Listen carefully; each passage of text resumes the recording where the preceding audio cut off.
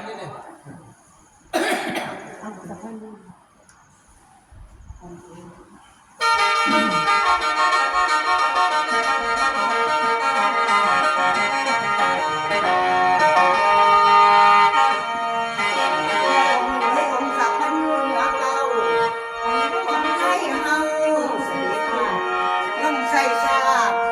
สร้างสารใหญ่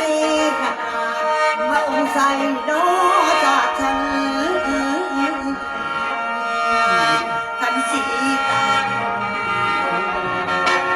ต่อมาขันตีตังต่อมาโอ้ยยังลำบากหลายนอกกันก็พอจะคงหายโอ้ยนอ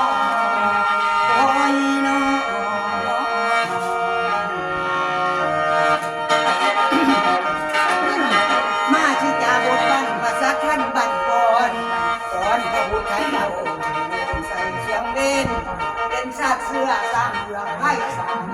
บริพารมาทนรับมากมายกันหลายคนมีนั่งสร้างมาเทศีทั้งสี่กรุงเทพนิยมเชียง